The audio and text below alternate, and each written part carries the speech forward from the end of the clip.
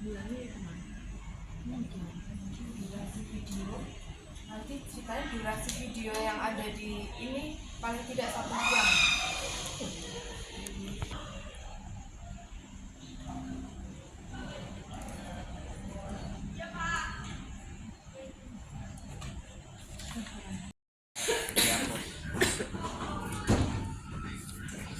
Ini bagus. Iya, ini bagus. Kita kan ada podcast di sini kayak bagus deh pakai ini. Tapi kayaknya kurang gitu sih, Tapi kayak suaranya aneh. Halo sobat web. Saya hormati, yang saya cintai dan saya sayangi rekan-rekan guru SMA Negeri 2 Jakarta yang telah bersedia hadir di ruang inspirasi untuk mengikuti kegiatan diseminasi budaya positif dan penanganan siswa. Untuk acara hari ini datang untuk memenuhi tugasnya Bu Endang ya, tugas calon guru penggerak yang akan segera untuk mengikuti kegiatan lokal 3 dan butuh dukungan support dari kita semua agar kegiatan Bu Endang berjalan dengan lancar sampai dengan tuntas sampai lokal 9. Untuk Bu Endang, kita sini persilahkan. Iya, terima kasih Bu Dewi yang sudah mengantarkan kita untuk pembukaan. Pada kesempatan ini buat teman-teman terima kasih sudah menyempatkan hadir.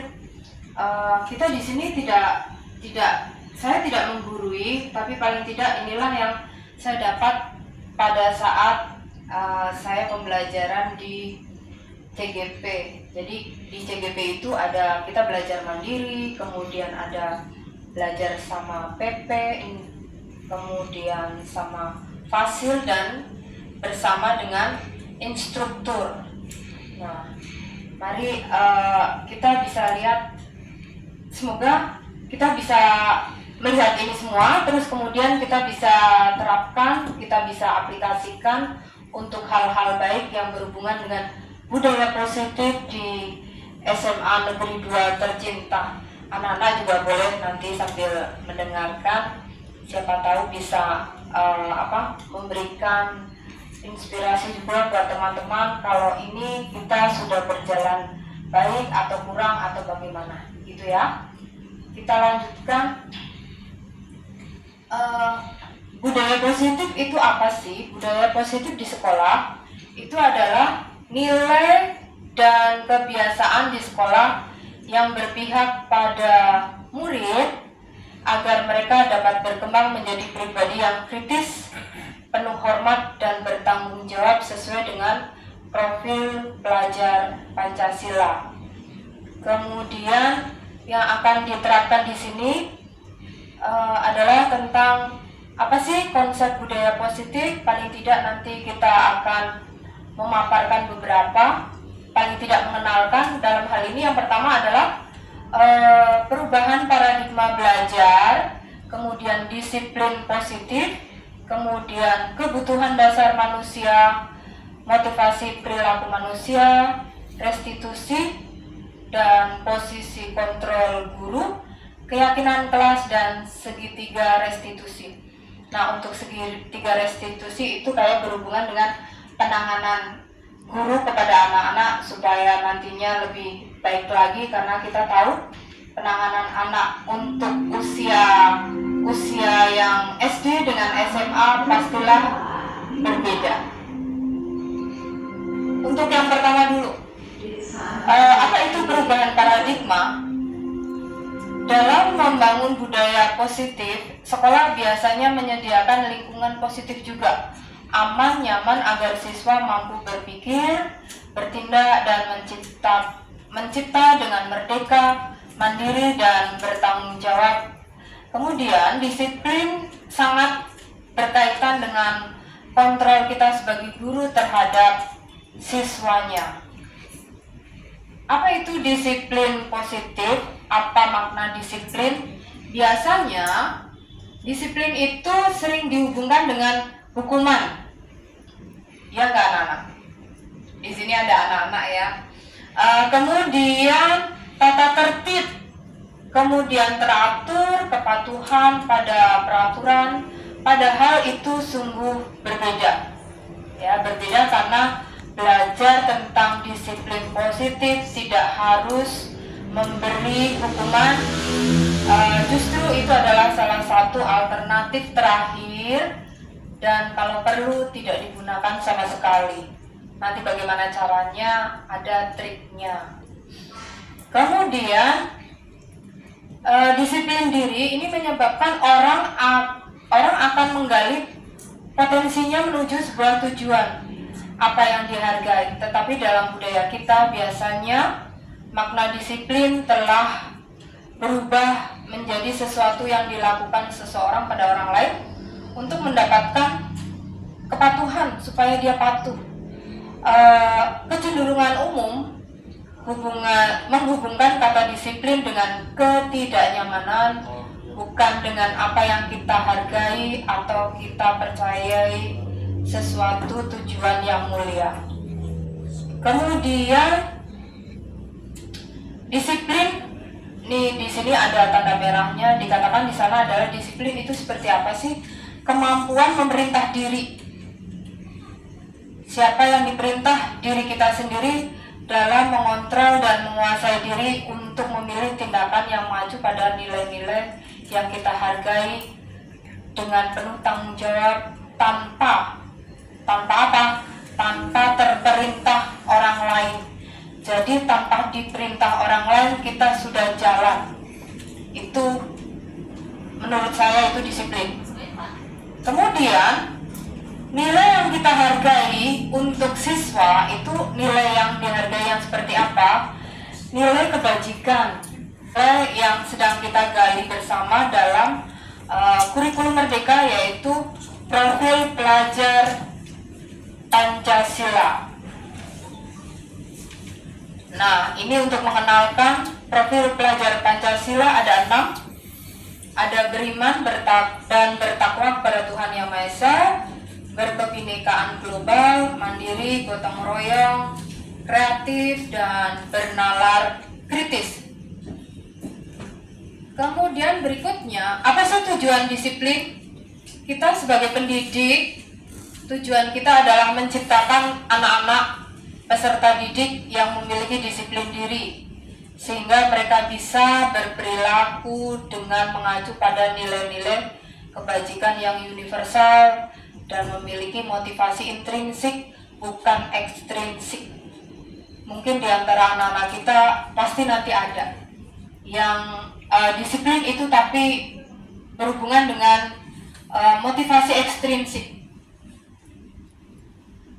Nah, sebelum kita lebih lanjut, kita harus mengenal apa sih sebetulnya kebutuhan dasar manusia. Dalam hal ini kebutuhan dasar pada anak-anak kita. Yang pertama adalah kebutuhan bertahan hidup. Ada kalanya anak-anak kita suka ngambil makanan orang lain, mungkin dengan bercanda atau tidak bercanda, itu membuat orang yang terambil makanannya itu tidak nyaman, dan ini berarti kebutuhan dasarnya dia sebagai manusia kurang terpenuhi. Kemudian cinta dan kasih sayang, kemudian kebebasan, kesenangan, dan kekuasaan. Ini semua ada pada diri anak-anak kita yang mungkin dalam versi anak-anak. Kemudian apa saja sih teori motivasi, hukuman, dan penghargaan? Apakah ada kaitan?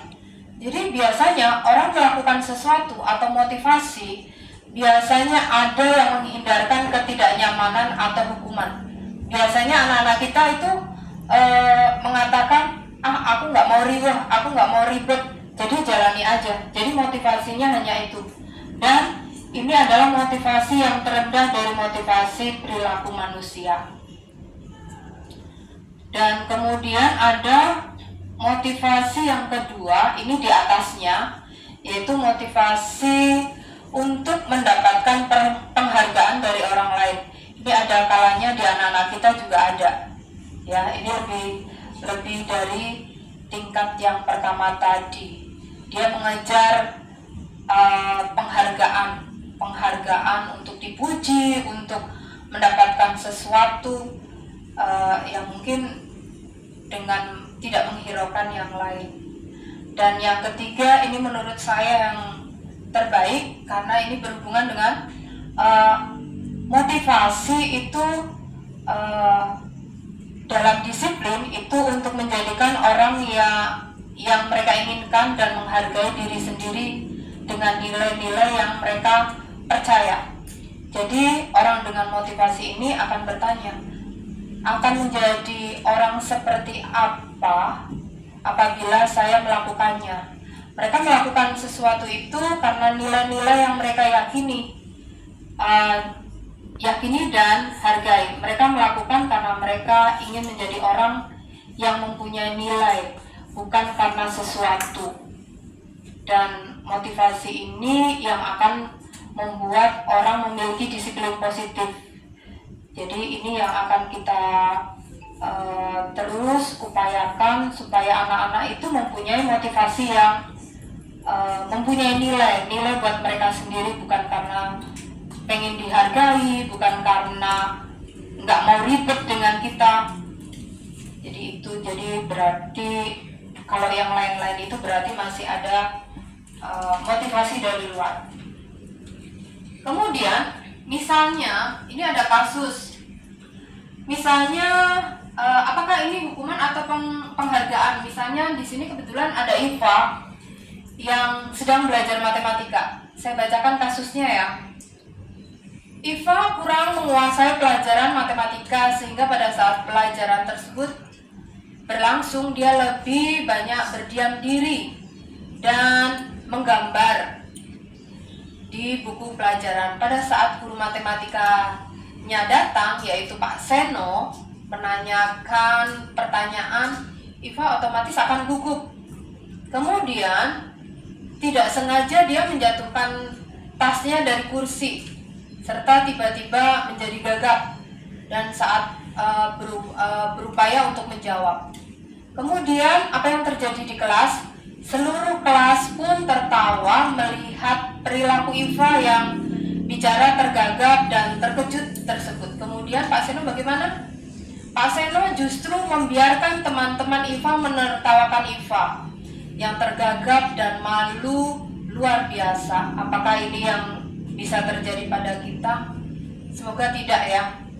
Kemudian justru malahan minta Iva untuk maju ke depan dan berdiri di depan kelas sambil menunjuk hidungnya karena tidak bisa menjawab pertanyaan Pak Seno.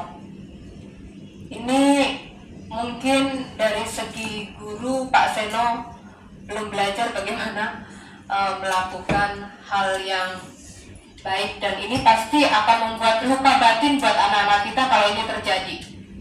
Kemudian otomatis kelas bagaimana? Pasti akan lebih gaduh dan teman-temannya pun pasti akan menertawakan Iva di depan kelas pada saat si Iva menunjuk hidungnya. Menurut saya ini akan menjadi luka batin sampai kapanpun. Kemudian, apa sih bedanya hukuman dan konsekuensi dan restitusi?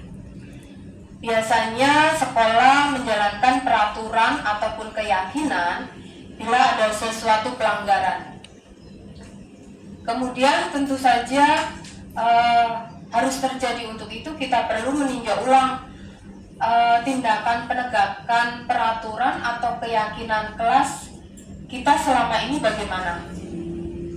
Tapi menurut saya bukan keyakinan kelas yang kita tempel-tempel di kelas-kelas. Nanti saya akan berikan contoh bagaimana kita melakukan keyakinan kelas. Ada videonya. Jadi tindakan terhadap sesuatu pelanggaran pada umumnya bentuknya hukuman dan kadang konsekuensi.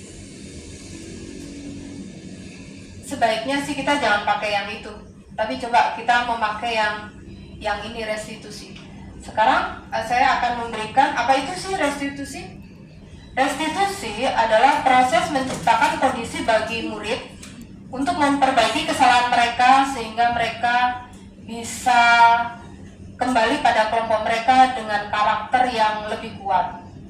Nah, untuk restitusi ini merupakan sebuah proses kolaborasi yang mengajarkan kepada peserta didik untuk mencari solusi untuk masalah-masalah mereka dan membantu peserta didik berpikir tentang orang seperti apa sih yang mereka inginkan dan bagaimana mereka harus memperlakukan orang lain.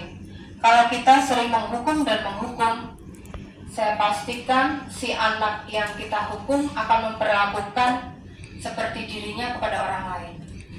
Ini yang biasanya membuat anak itu menjadi kasar. Nah, sekarang bedanya apa? Kalau hukuman itu identitas gagal, disiplin itu identitas sukses, dan disiplin bermakna positif terdiri dari dua, yaitu disiplin dalam bentuk konsekuensi dan dalam bentuk restitusi. Nah, ini yang tadi saya katakan. Kalau biasanya dalam bentuk hukuman, biasanya cobalah kalau kita posisikan menjadi peserta didik kita, pasti kalau dihukum pasti ada rasa sakit dan itu akan terjadi ya. Kemudian murid juga akan merasa tersakiti dan pasti tindakan itu adalah tindakan yang tidak nyaman. Ini akan berlaku sampai panjang. Kalau konsekuensi itu biasanya tidak nyaman karena pelanggaran, ya itulah yang harus terjadi. Nah, bagaimana kalau restitusi? Restitusi itu merupakan pilihan. Jadi menguatkan murid-murid dalam waktu jangka panjang. Biasanya murid itu mendapat penguatan. Jadi kita akan gali kenapa dan banyak pertanyaan untuk kita melakukan restitusi. Coba kita kalau seperti ini, saya agak sedikit cepat ya Bapak Ibu. Misalnya kita coba, apakah ini termasuk, mari kita coba untuk menentukan apakah ini hukuman atau konsekuensi. Coba kalau dari segi anak-anak atau dari segi guru, mencatat 100 kali dalam buku dengan kalimat saya tidak akan terlambat lagi karena terlambat ke sekolah. Misalnya ada kasus kamu terlambat sekolah, kemudian wali kelasmu meminta karena mungkin terlalu sering ya, jadi tidak ada menggali kenapa sih terlambat gitu ya. Tuh. Menurutmu apa? Hukuman atau konsekuensi? Hukuman. Kalau lari keliling lapangan basket 2 kali karena kamu hadir pada saat pelajaran PJOK misalnya.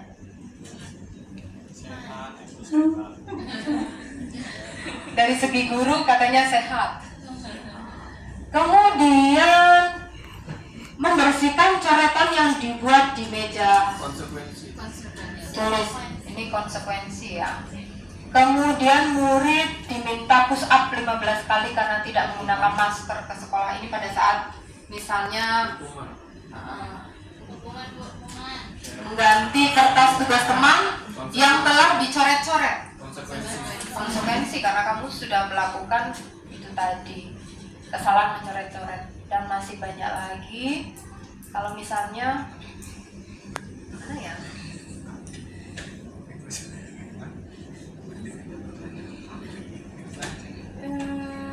Sebentar.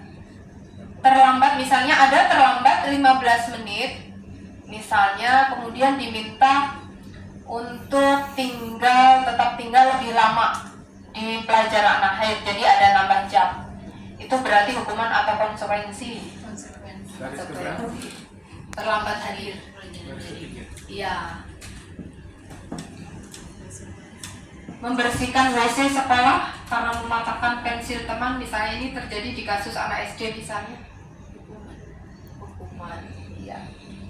Nah, ini kita belajar lagi tentang 5 posisi kontrol ada ahlinya di sini yaitu William Glasser menyimpulkan bahwa ada posisi kontrol yang diterapkan oleh guru biasanya seperti itu, dan kadang-kala juga sama orang tua. Posisi apa saja? Biasanya penghukum, pembuat rasa bersalah, teman, pemantau, dan manajer. Setelah saya pelajari, yang paling tinggi posisinya dan bisa membuat anak itu tergerak dengan budaya positif, melakukan dengan dengan sendirinya tanpa meminta motivasi yang lain-lain, itu adalah manajer. Tapi coba kita lihat misalnya tentang penghukum. Kalau kita di pihak guru, misalnya guru berbuat menghardik, menunjuk-nunjuk, menyakiti dan menyindir. Ini misalnya dari pihak guru. Tapi kalau penanganan anak terhadap atau berhubungan dengan posisi manajer, sebaiknya jangan seperti itu. Jadi kita gali terus dengan mengajukan pertanyaan-pertanyaan. Kemudian apa yang terjadi kalau posisi penghukum? Dampak pada muridnya apa? Mengulangi kesalahan. Jadi kalau di situ aja mau tertib, tapi di luar itu mereka akan semau gue. Ini kalau kita sebagai penghukum, dan ini misalnya terjadi terus, efek imbasnya akan ke sana. Di sini mau berbudaya antri, belum tentu di luar mau. Kemudian nanti pada posisi manajer itu anak itu bisa mengevaluasi diri, bagaimana cara memperbaiki diri. Jadi anak disuruh berpikir. Kemudian ada beberapa, kalau ada anak yang motivasinya itu penghargaan, di sini ada beberapa. Penghargaan itu adalah sebuah penghukuman. Penghargaan tidak efektif, karena itu tadi misalnya dia hanya mau disiplin di sekolah, di luar itu dia suka-suka.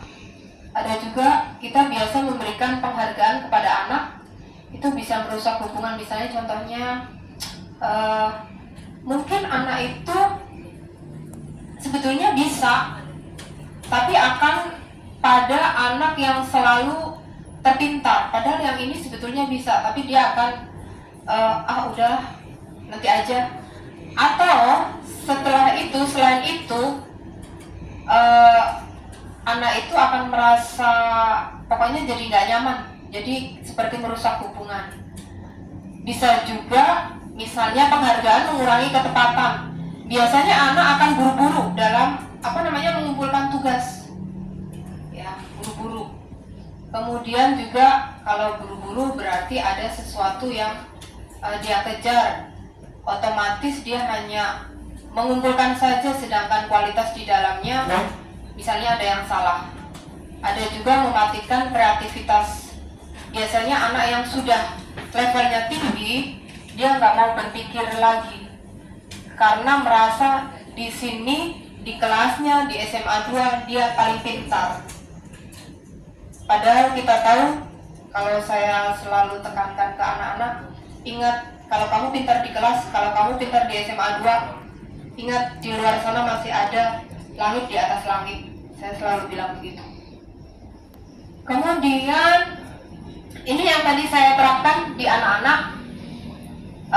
Kita mencoba mengambil waktu yang amat sangat sempit, bagaimana menerapkan keyakinan kelas. Apa itu keyakinan kelas? Nanti ini bisa diterapkan oleh wali kelas di mungkin yang di tahun ajaran baru. Apa sih keyakinan kelas? Nilai-nilai kebajikan universal yang disepakati secara tersirat dan tersurat, lepas dari latar belakang suku, negara, bahasa ataupun agama. Nah, keyakinan kelas ini bisa menjadi metode untuk bagaimana kita mengontrol disiplin positif kepada siswa. Tahapannya nanti langsung di video aja ya. Saya ada videonya, sebentar.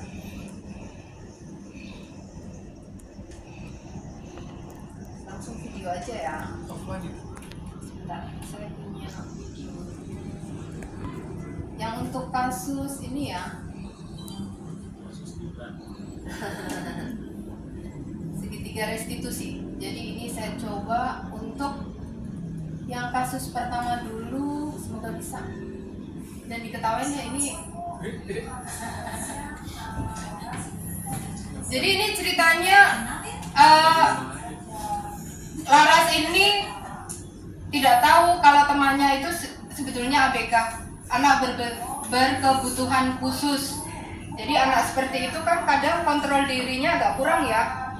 Dia ngambil sesuatu dan itu membuat si Laras marah. Di sini. Lagi rumah itu. Sekolah lah. Nah, bagaimana menangani dengan segitiga restitusi? Jadi kita jangan langsung marah ke anak itu, tapi kita tanya, kenapa sih kamu melakukan itu? Terus, kenapa sampai tadi kamu melakukan itu?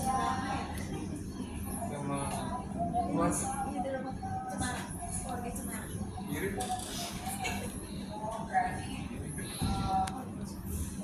itu tadi alasannya kamu lakukan kenapa itu terjadi ya. Ini alasannya itu. Terus kenapa sampai tadi udah jadi orang tuanya udah 7 di sekolah.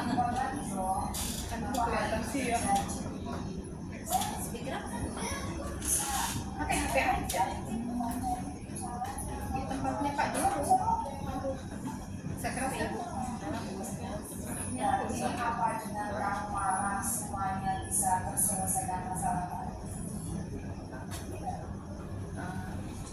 Jadi kalau seperti itu ada keyakinan masalah ini, keyakinan apa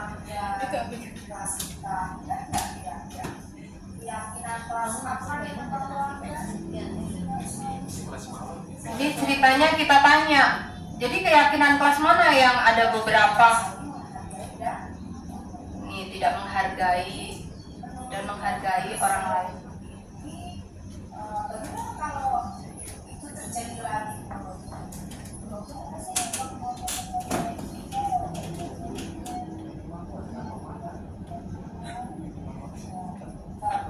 Baiklah, mulai besok jadi penghargaan dengan kata-kata saja tidak. Baiklah, ya sudah, untuk saat ini sampai di sini saja. Tapi pulang dari sini kalian saling memaafkan ya.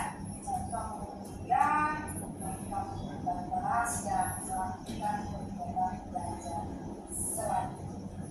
Selamat siang. Terima kasih Bu.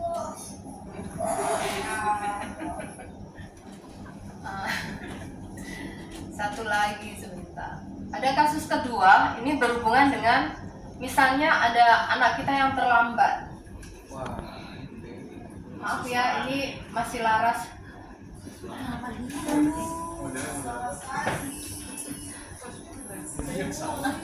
Satu orang, katanya satu orang ya udah.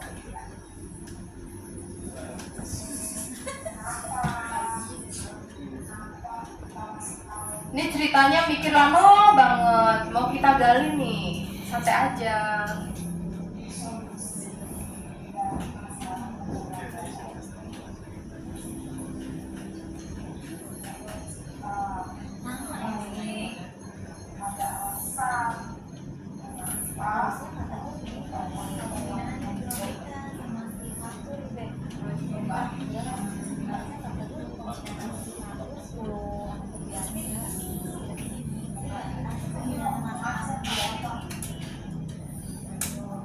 Biasanya anak kan suka takut duluan kalau kita mau mengungkapkan alasannya.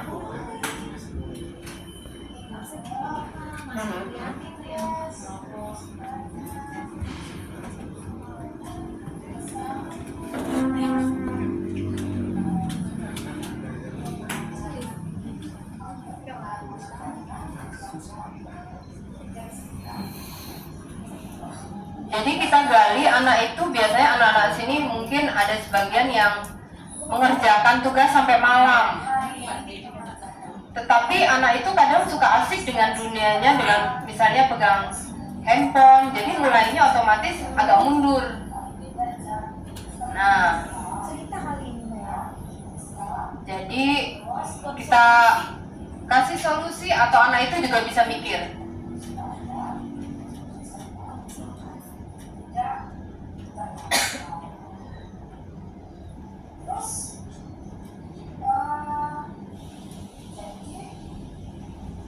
Keyakinan kelas yang kami tunjukkan saat ini apa yang harus karena kita dalam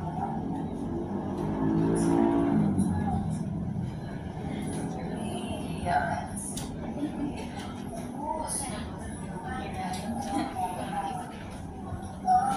apa yang harus kamu lakukan nih supaya tidak terlambat Nah, ini segitiga restitusi yang harus dilakukan dengan membuat kita tanya apa lagi.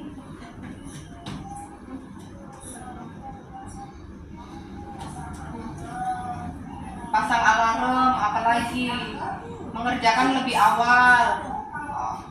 pembahasan guru gimana caranya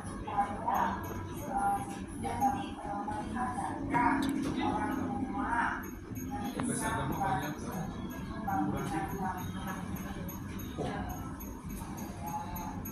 kamu lakukan untuk tiga masalah-masalah tadi yang perlu supaya tidak terlambat untuk bisa jadi wajana lebih sore. Kemudian apa lagi? Masak. Terus yang ketiga kita tolong untuk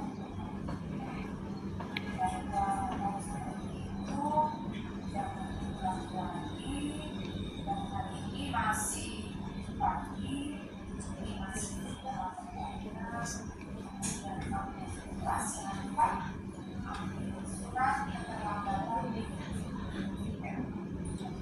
tetap semangat belajarnya, jangan main semangat terus ya.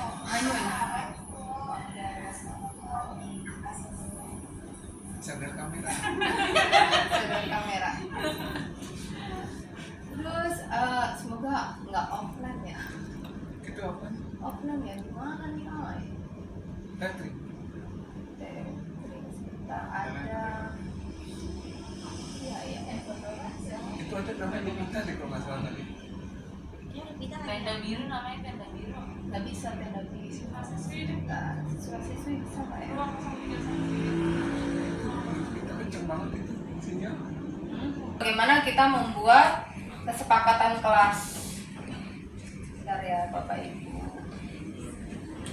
Sabar. Kita kesepakatan kelas di mana tadi ya? Oh ini. Semoga bisa.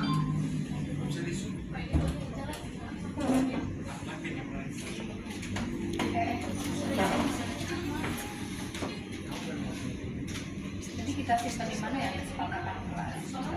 Saya langsung aja lah yang dari sini. Bentar ya.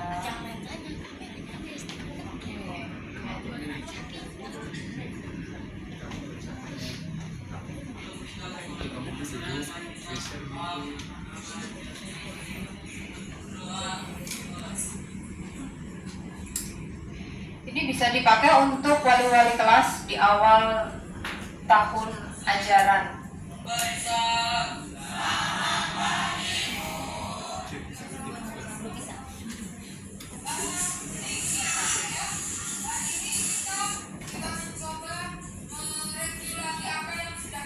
Karena ini terjadi udah di perjalanan waktu.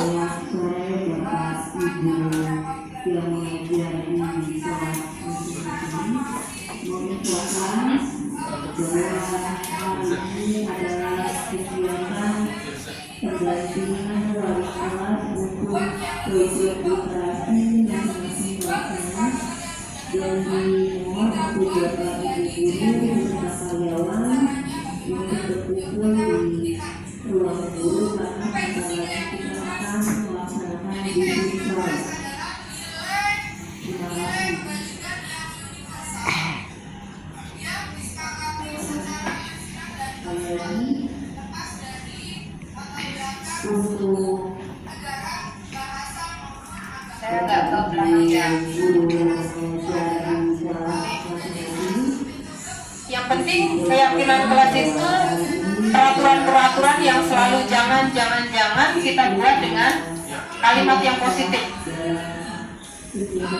Misalnya seperti ini, dilarang datang terlambat. Bagaimana untuk menjadi keyakinan kelas datang tepat waktu, atau lebih tepat lagi dengan disiplin, itu ya.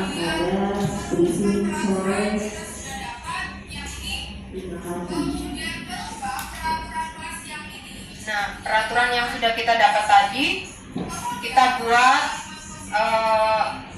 melalui diskusi.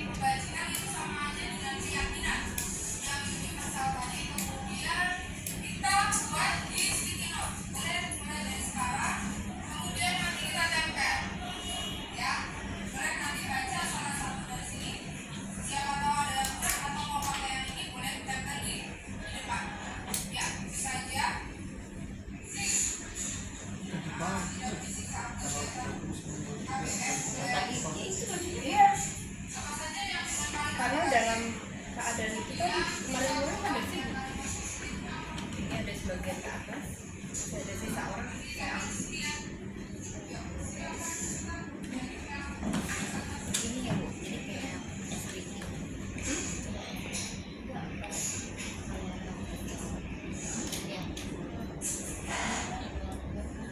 Nah, ini ceritanya dia nempel sticky note, dia pinginnya seperti apa. Ya ceritanya aja. Nah, ini anak-anak, semua anak ikut ambil bagian. Kerjasama menjaga kebersihan kelas. Ya boleh.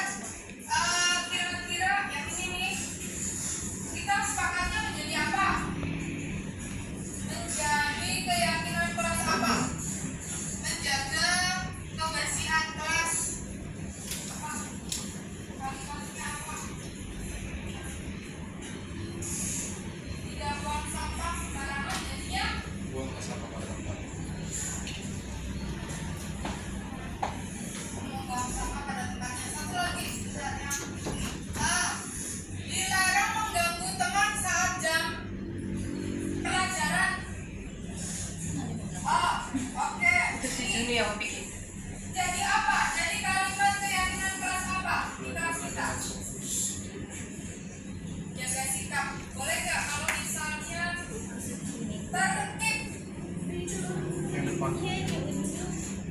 disiplin dan tertib. Itu ya, disiplin dan tertib. Oke, sepakat. Satu lagi ya. Satu lagi sebentar. Ini diambil modusnya dari mana? Kalimatnya panjang yang ini. Semua siswa wajib mengerjakan tugas tiket sesuai dengan jadwal yang ada. Sepakatnya apa? Jaga kebersihan. Ya, kita bertanggung jawab. Baiklah. Nah, Coba Re. setelah ini, jadi pembelajaran hari itu kita belajar membuat keyakinan kelas. Si Regina kita minta tolong untuk refleksi tentang pelajaran hari ini apa. Disiplin ya. Nah, Disiplin. Yang kedua apa? Menjaga kebersihan. Ya, bertanggung jawab. 3 aja poinnya ya. Oke, jadi kamu belajar di sini apa? Kita belajar keyakinan kelas tentang apa yang kita lakukan. Kedua,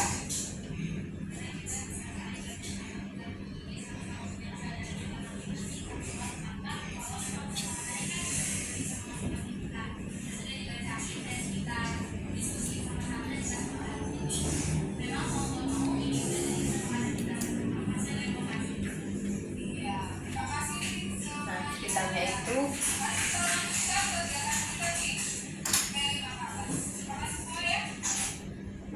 Itu Bapak Ibu. Jadi informasi-informasi semoga ini bisa bermanfaat buat kita semua. Ini masih ada sih. Ini nggak mau nemenin Pincok Mitra sih. Nih. Jadi ini contoh keyakinan kelas. Misalnya ini hanya contoh ya. Jadi kita buatnya nanti jangan pakai kata jangan. Sebaiknya kalimat positif. Misalnya tertib, menjaga kebersihan, gitu ya. Misalnya seperti itu. Nggak usah pokoknya. Nah, segitiga restitusi. Satu lagi Bapak Ibu. Segitiga restitusi dalam penanganan kepada anak-anak ini ada beberapa, tapi kita harus tahu dulu apa itu restitusi.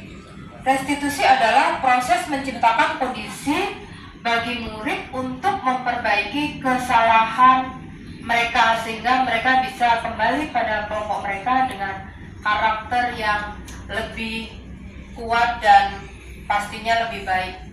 Nah, bagaimana kalimat-kalimatnya seperti tadi video yang sudah kita membuat menstabilkan identitas, kemudian validasi kebutuhan. Kalimatnya misalnya ini, kamu tentu punya alasan mengapa kamu lakukan itu. Nah, itu kita memvalidasi kebutuhannya dia apa sih.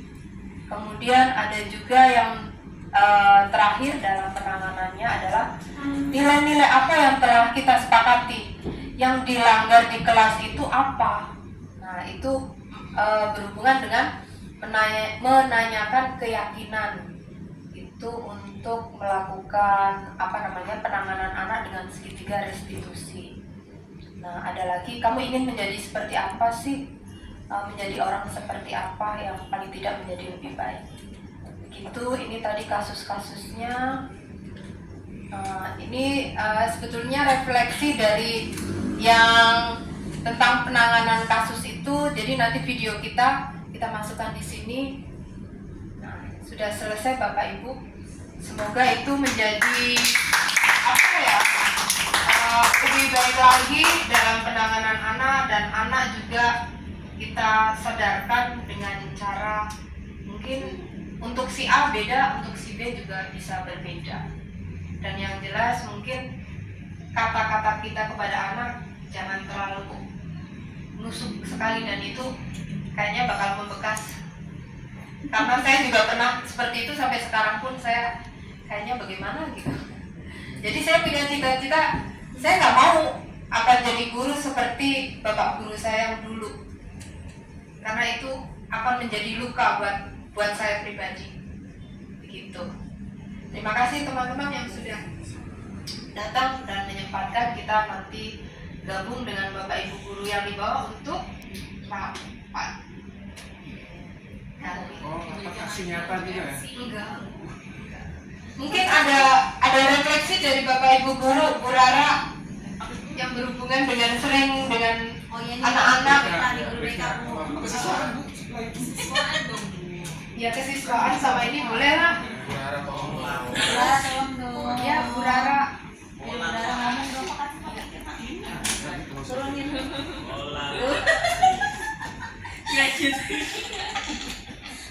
Oke, sejauh mana?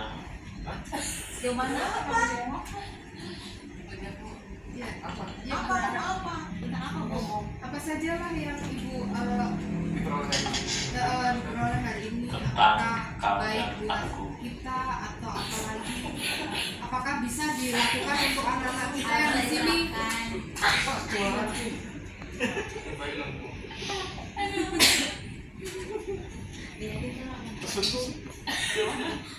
Mungkin penanganan Pak Teguh beda, Pak Gatot beda. Semuanya. Enggak, Ibu aja yang mewakili lah ya. Atau Pak Teguh boleh. Sharing gitu. Mau sama jangan negatif. Silakan Bu Rara. Silakan Bu Rara. Coba. Nggak pengen sih.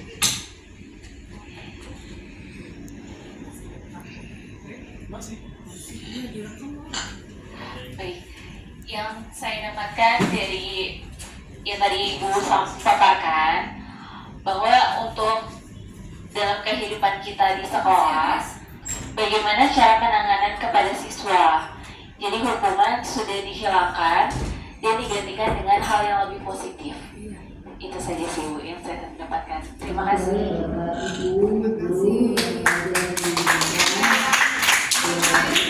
Yang sering ketemu sama anak-anak, maksudnya anak-anak kan kita kelas beda dengan penanganan yang secara global ya. Jadi Pak polisinya. Ya, baik, terima kasih Bu Onda. Untuk pemaparannya kami mendapatkan banyak pencerahan ya terkait dengan penanganan kepada anak yang harus lebih humanis lagi, lebih coba masuk ke akar permasalahannya seperti tadi penanganan kasus keterlambatan, anak harus ditanya, digali dari bahasanya sehingga kita tahu kenapa sih anak tersebut terlambat dan mungkin kita bisa berikan solusi ataupun memberikan alternatif-alternatif yang tadi berupa konsekuensi, berupa hukuman ya, dan juga kita bisa menjalin komunikasi yang baik dengan siswa tersebut supaya kedepannya siswa yang bersangkutan itu bisa lebih baik lagi. Tadi yang saya dapatkan itu. Lalu yang kedua mungkin berkaitan dengan kata-kata yang harusnya atau seringkali kami dalam penanganan siswa menggunakan kata jangan, misalkan Syahira jangan pakai gelang misalkan seperti itu. Mungkin kedepannya Syahira sekolah sesuai dengan kondisi yang ada saja, tidak usah pakai aksesoris berlebih seperti itu. Contoh misalkan. Ya itu sih banyak hal yang kami dapatkan ya. Terima kasih atas berbaginya. Semoga apa yang tadi disampaikan itu bisa benar-benar bisa membuat kami juga mengimplementasikan ke depannya lebih baik. Terima kasih Bu Onda. Siang boleh kita akhiri sendiri.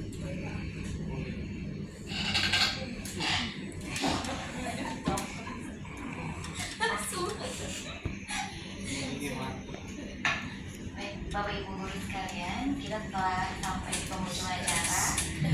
Semoga hal-hal yang tadi telah dibicarakan oleh Ibu Endang bisa memberikan banyak sekali masukan, ilmu dan manfaat, terutama untuk bagian kesiswaan, penanganan siswa tentang BK. Semuanya banyak sekali input-input positif yang kita terima. Semoga kedepannya bisa menjadi lebih baik lagi, terutama di bidang kesiswaan dan BK. Itu kita akhiri dulu. Assalamualaikum warahmatullahi wabarakatuh.